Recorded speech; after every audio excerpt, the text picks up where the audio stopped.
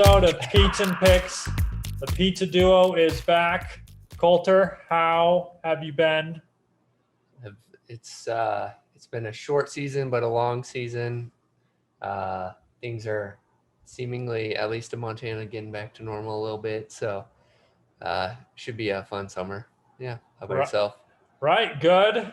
I don't know. I guess I'll tell the world I got the vaccination. I got the J&J, so I got a little bit of a stomach thing going on. It wasn't a big deal, but one and done though. One and done, yeah. Efficacy rate. I don't know what that is, to tell you the truth, but I know how to say the word, so that makes me feel good. But yeah, quick season. All the players have had to deal with COVID the entire season. I think that is the biggest storyline of this season. We're going to go over a lot of the storylines player-wise, but between the empty-ish arenas and the just everything, all the missing players and everything they had to go through and how teams had to adjust to it, kind of led to some unique results. We'll see a couple weird teams stick out this year. Some surprises. Yeah, so that's where we're going to start this podcast in person. My casa that needs stuff on the wall. Some artwork. Just had a roommate move out, so work in progress. Work in progress. Don't have the samurai poster anymore. But Coulter, NBA season in review. What stood out to you? I took a couple of them. Well, yeah, just like especially that second half's compressed schedule, the amount of injuries we saw, and the fact that we're filming this on the last day, Sunday, of the season, and we don't know the seedings until the games are all over. So that's pretty incredible that we made it through 72 games and it was that close. So that was enjoyable. Yeah, the play-in tournament has made it very interesting, and it is an unusual amount to be decided. It's 5 p.m. right now, so the second slate of games is going on right now. There's probably between the two conferences, there's probably about 14 spots still up in the air. It's pretty interesting. We're going to get to the play-in tournament in a little bit, but let's look at our season in review at the start. You can go and check out our one of our first blogs. I think it's called 2021 NBA season predictions. All right, Coulter, I'll put you on the spot first, and then you can brag second, but I'm going to put you on the blog first. What was your biggest mistake, and defend why it wasn't such a big mistake, or admit it? Well, the Raptors. I had high hopes for them, and they did get hit with the injury bug and the COVID bug, but that doesn't make their record any more sad for my prediction early on. So I missed that one quite a bit.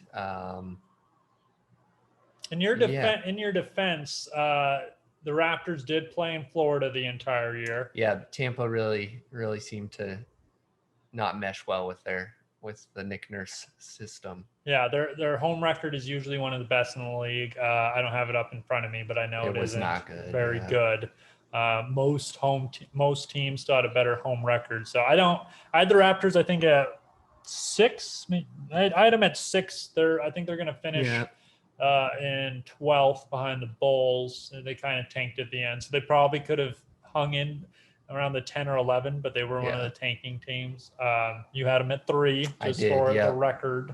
But fair enough. So it's a tough situation, or are you taking some blame? Was it by the players' fault at all? I'm going to blame COVID and the compressed schedule. Okay, all right. And Tampa. I'm going to blame Tampa. Come on, Florida. Yeah. It's your fault again. They were on the Super Bowl trend, and the hangover just went to the Tampa Bay Raptors. Okay. Fair enough. They were playing well before around the Super Bowl when they started going. It went downhill. All right. I'll defend mine. It could go in a couple different directions. I guess I'll go with the Rockets, just to talk about them real quick. How high did I have them? I have the Rockets at 6. 7. 7. I had the Rockets at 7. Even so, we talked about this on a previous pod. We thought Harden was going to be traded at the start of the year, but I thought they'd get more back in return. Yeah. So I didn't we kind of assumed he was going to be traded, but we did our projections with he wasn't going to be traded. But they built for the future. I could have predicted that, so that one's on me. I thought they were going to get Ben Simmons at the time, and I thought they would keep the core, and I think that would have made them a good team. They might have not been 7 still. They might have dropped down to 9 or 10. And they said they tried to be competitive, but a lot of injuries did hurt them. Yeah. So that was probably my biggest miss. We were talking about this earlier. We hit 9 out of 10 teams on the East. I hit 8 out of 10 on the West, and I think you hit 9 out of 10 on the West. You had the Grizzlies in there, and I picked the Pelicans, and they had some. Honestly, that one's mostly on Stan Van Gundy, but it's my fault for trusting him. So that was probably my biggest mistake. We were pretty on for the most part. You want to anything you want to brag about? Anything you saw coming here? I don't know. I think all the teams are kind of, from our predictions, we kind of had them placed pretty good. We have the Warriors like right in that play-in spot. Same with the Wizards. But yeah, I think we did a pretty good job for 8 and 9 out of 10s. Yeah, the teams we hit on, 3 teams both of us hit on were maybe 4. A lot of people were counting the Hawks in. Yeah. They're going to end at the 5 seed. It looks like they're going to end at the 5 seed. We hit on the Hornets. Everyone was sleeping on them. We talked about how good Gordon Hayward and LaMelo Ball were going to be. Yeah. And Terry Rozier balled out. Yeah, he had another great season. Yeah. He was good last season too, but another good season. And then we also hit on the Warriors. A lot of people were counting the Warriors out. Yeah. They were putting them in the lottery easy, and they're going to finish. They locked up the 8th. So they're probably going to be in the playoffs. They'll have to win one of their next 2 playing games, or just one of them. But yeah, we did pretty well. Yeah, we provided real knowledge to our fans. Okay. Cool. I guess the one team we did miss was the Knicks. That was probably the biggest surprise that we didn't have. I think we had pretty much all the other teams for the most part. So. Yeah, pretty predictable season other than the Jazz and the Suns jumping up. We thought the Suns were going to be in the 6th-ish range. Jazz kind of in the middle of the pack last year. Yeah, but everything else was pretty predictable. Yeah. So Lakers had injuries too. That's why they dropped so far, but still probably going to be in the playoffs, I think. Yeah, at least playing. Yeah. So that's our season review.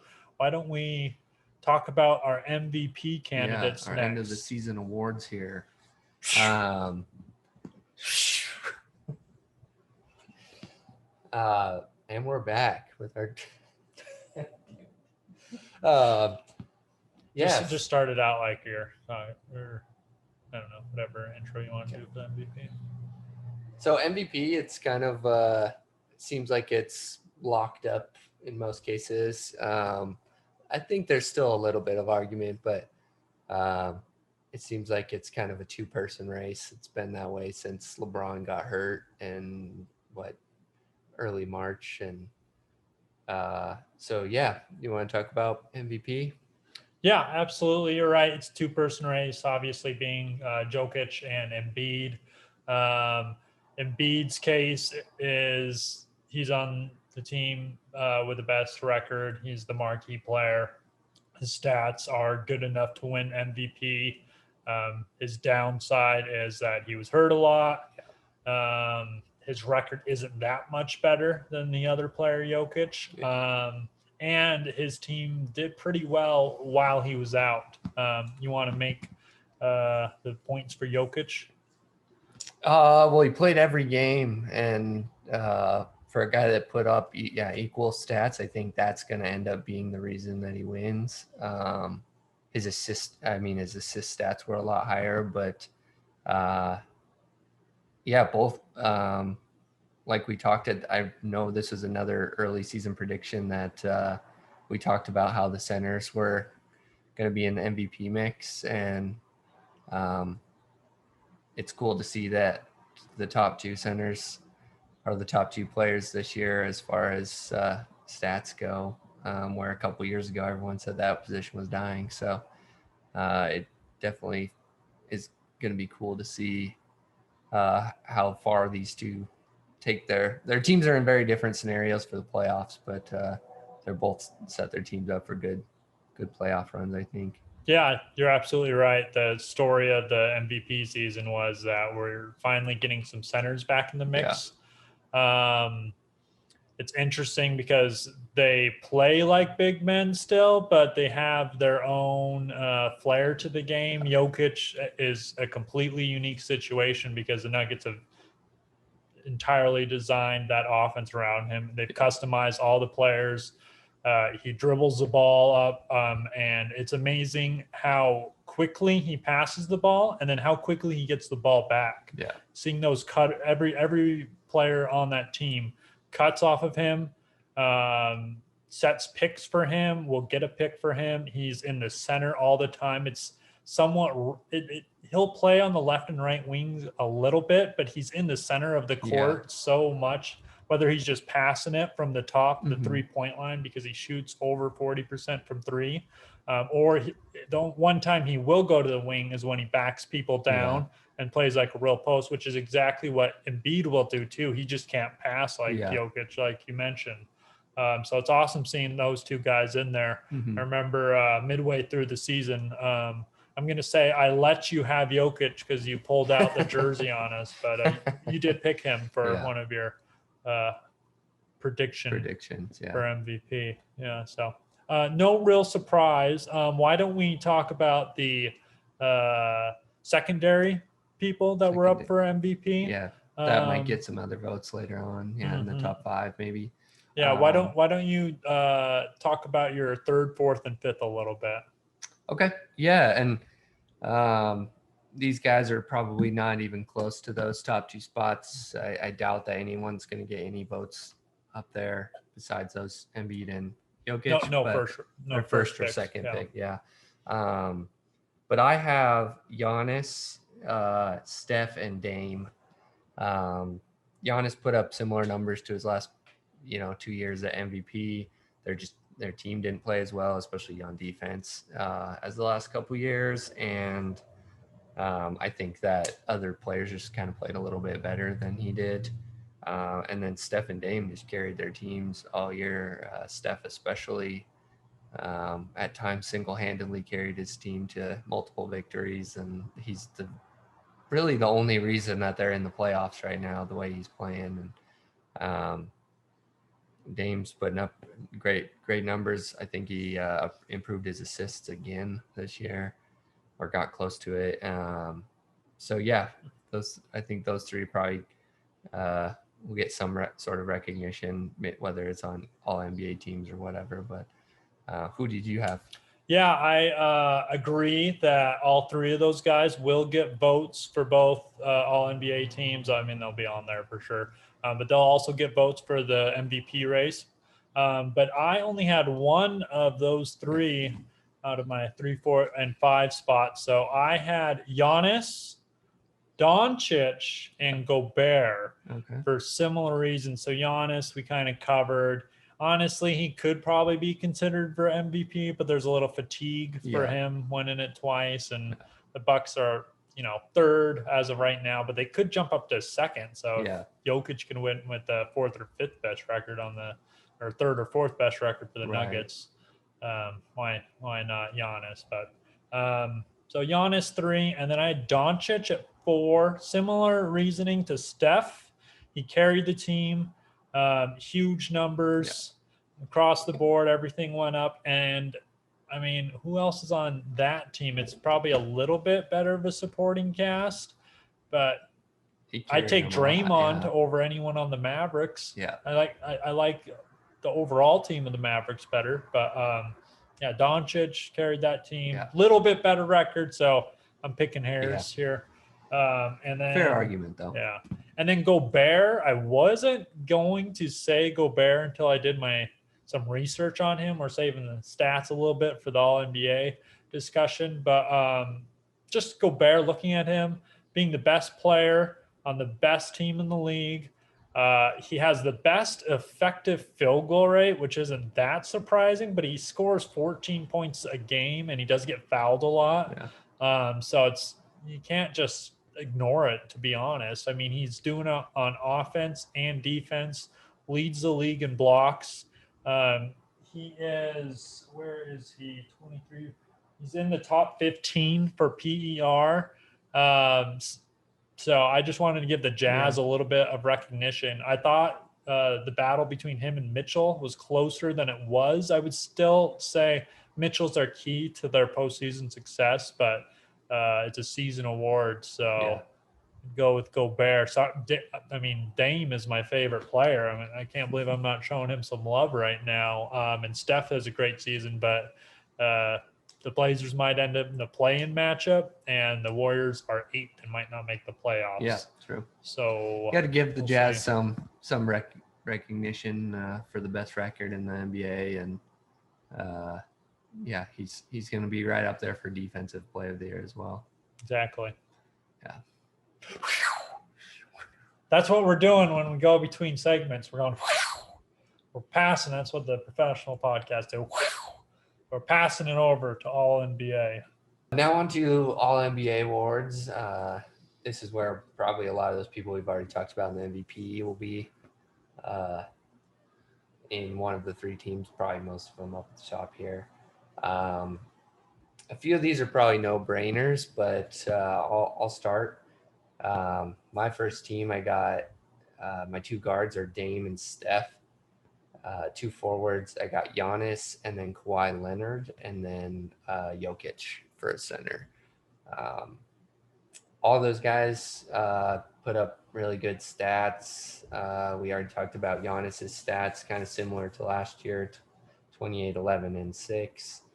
Jokic, 26, 11, and 8. So they all balled out. Steph won the scoring title as of just like an hour ago. So yeah, I mean, what do you think? How does this compare to your 5? Yeah, I've got all those players on my All NBA team, and the only one I don't have on my first team is I switched Luka out for Kawhi. So I kind of cheated. I fit him at a forward, and I know he's a guard, but they allow it, and I think he does deserve to be on the first team, which is a little unfair because I refuse to put Embiid at the forward spot because they allowed it. But I think Luka at times will guard forwards, so I allow it on that end. So he plays like half the time as a forward and half the time as a guard. Yeah. So it's a little fuzzy. They could clarify if it has to be on offense or not. It is an offensive award for the most part, but they need to specify that a little bit better. And Embiid just always guards centers. He's never guarding a forward. Yeah. It would be pretty rare unless the other team is, they have 5 forwards out there or, no center. So that's why I put Doncic on there. He had a better season than Kawhi. I think you think that too. It's just position. It's because of the positions. I think that if it was the 5 best players, you'd probably have Luka and Joel Embiid both on there, and maybe Dame slips to second team or something. But because of the positionality and stuff, which it's weird because I heard that Joel Embiid could be on the forward spot too, and so that would be kind of cheating. And I think I heard he only played that one game where they had COVID restrictions where him and Dwight had to play because they only had 7 people on the roster or something like that. That is a good point. So forgot about that. I guess he technically did play minutes at the 4, but he's not a 4. So it was a Tyrese Maxey 50-point blow-up game during that stretch. I forgot about that. That's a good point. All right, so for my second team, this is where things go a little bit off the rail, and I think I'm going to get some pushback, especially on this first player. But I don't see why, especially when no one else on this team can represent them. So at guard, I have Kyrie Irving, the Brooklyn Nets. I don't even particularly like him at the moment, but he has been amazing. Best season for him easily. I'll get to him in a second. Chris Paul, a lot of people have him on there, or Doncic, and kick Lillard or Paul down one more.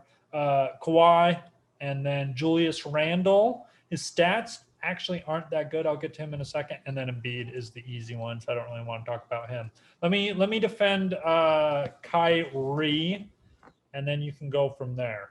Okay, so Kyrie Irving on the second place, Brooklyn Nets in the East.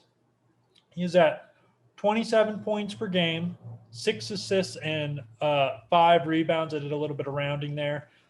His efficiency has been amazing.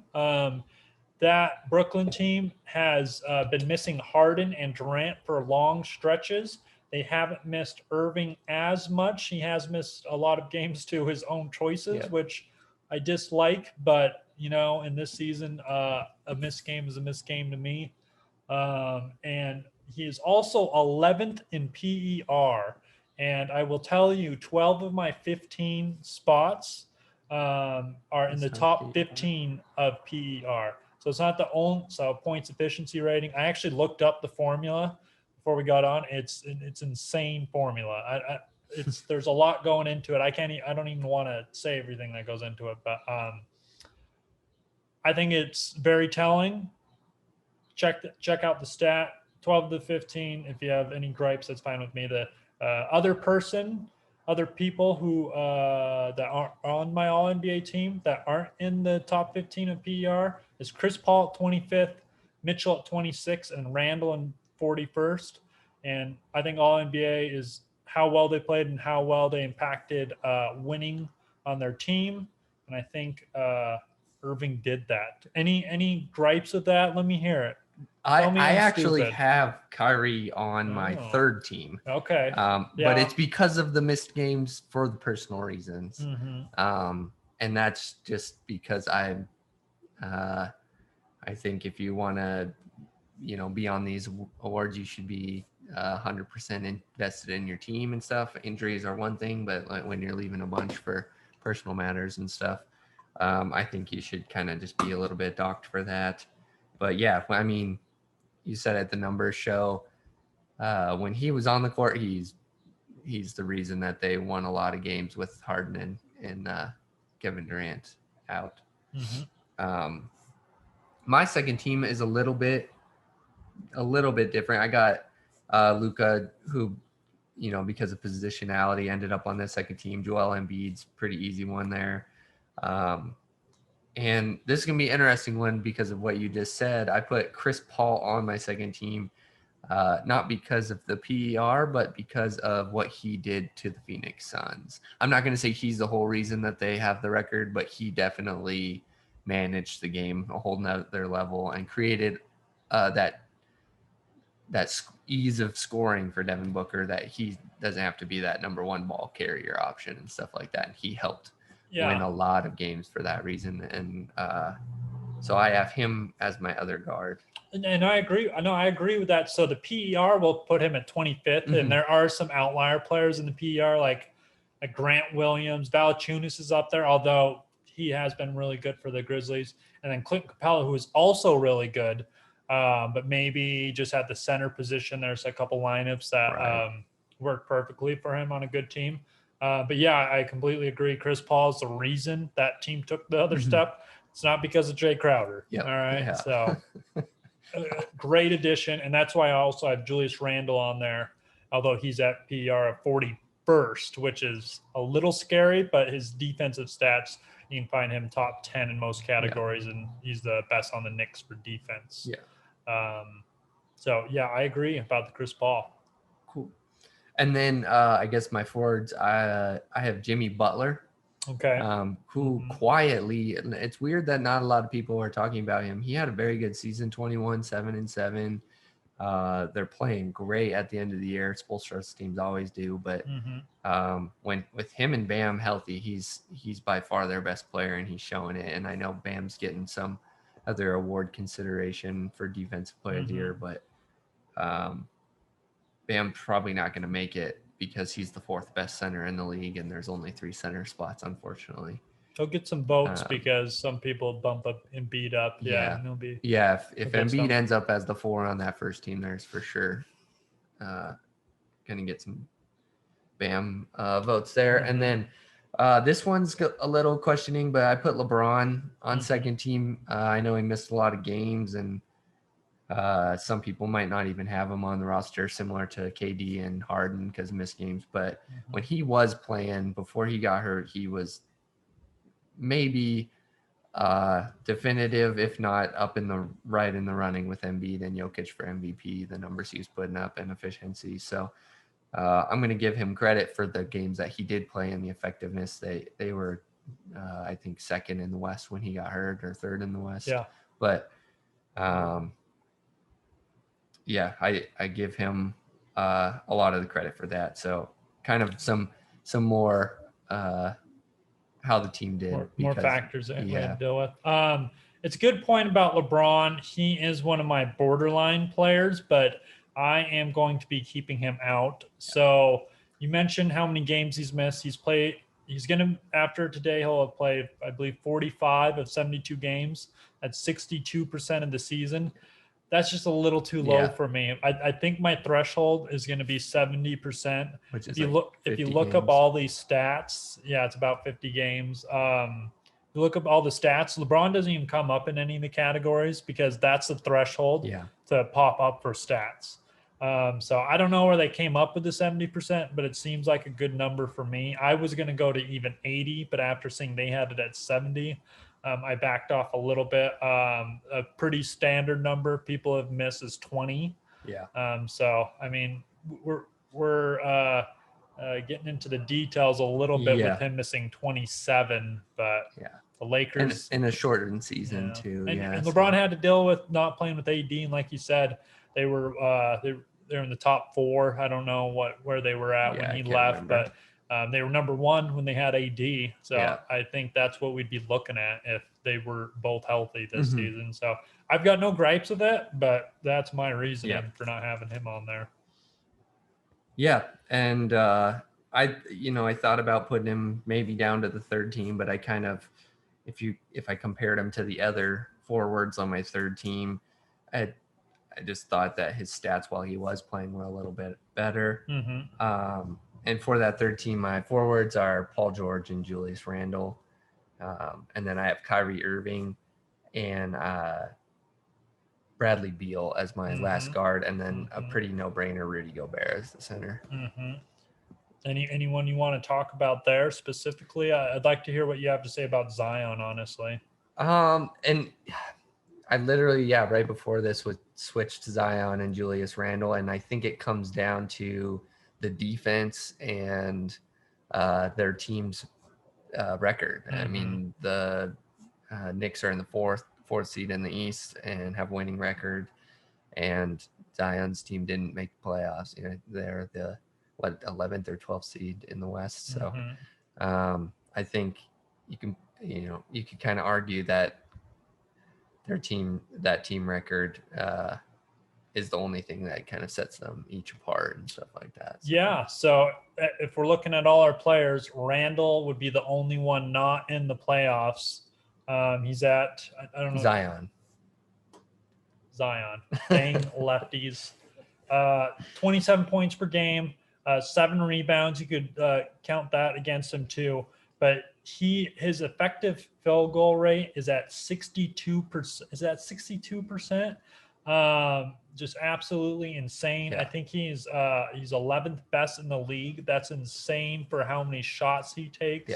Other players that are up there are centers. Rudy Gobert's number 1. So just people exclusively with dunks, but so is Zion. But he's creating his dunks. These aren't alley-oop dunks.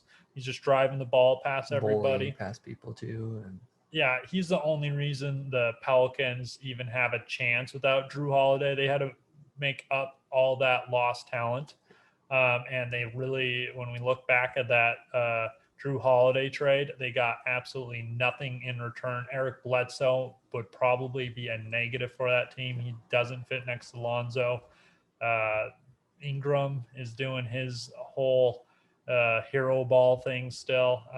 And I think the Pelicans would have even made the playoffs if Zion didn't get hurt late, because the Spurs slid hard and the Pelicans just sat everybody afterwards. So they would have been in the running. But I'm surprised you had Zion. I don't know how much. I've heard a little bit of buzz on him, but a lot of people have him off in other podcasts that I'm sure no one else listens to, just ours. And I think it came down to that effective field goal percentage. I thought for the amount of points he scores, and a lot of the season he was really the only player on that team doing anything.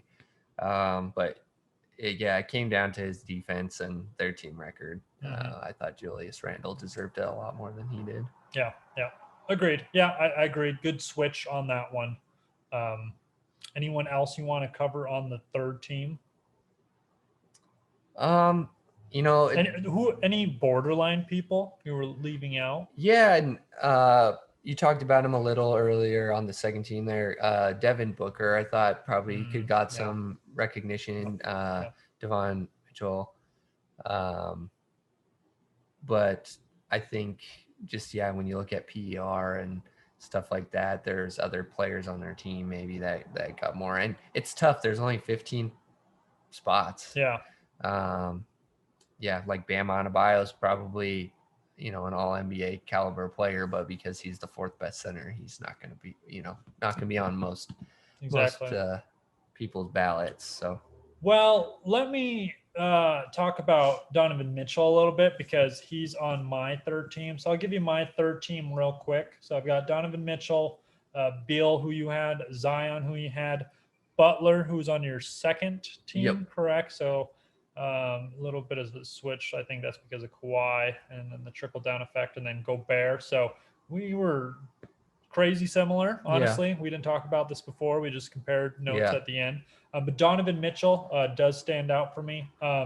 He's 26th in PR, 26 points, 5 assists, 4 rebounds, best team in the league. He has missed, probably about 15 games last 3 weeks going into the playoffs, so that'll be tough. Jazz have been winning without him, so that's why he actually slid from the second team to the third team for me. And I was very close to putting Trae Young over him, who probably won't get much recognition, but he has been amazing. About 26 points, 9 assists, and 4 rebounds. What hurts him is he can't shoot the 3 ball worth crap. He shoots it at like 34, 35%. It's pretty low. A lot. But how often he gets to the free throw line, he gets 9 free throw attempts a game. So his effective field goal rate is 50%, but that's still on the low end. And then he doesn't do anything on defense. So if you're not going to be effective on offense or defense, but he does create a lot of shots, and that doesn't show an effective field goal rate. So I like that. But I like Mitchell. I think he's good enough to be on there. No real gripes with him being left out. You could have put Zach LaVine in there too, but I didn't really want another person who didn't make the playoffs. Or Tatum. We didn't talk. We got to shout out Tatum too. He's got to be borderline, but the forward spot was tricky. I guess we put him over Zion if we had to. If anyone. But Tatum kind of had some, he probably had some of the best single game performances of any player this year. But then 6-point game, 6-point game. Also had some really bad hero ball type games where just tried to shoot out of slumps and stuff. And Boston had a forgettable year this year comparative to where they were projected. So, I think Tatum will probably get some sort of recognition on there. He'll probably get a few votes. Yeah, as he should. He might even make it. A lot of people like him more than we do. But that's our picks for all NBA.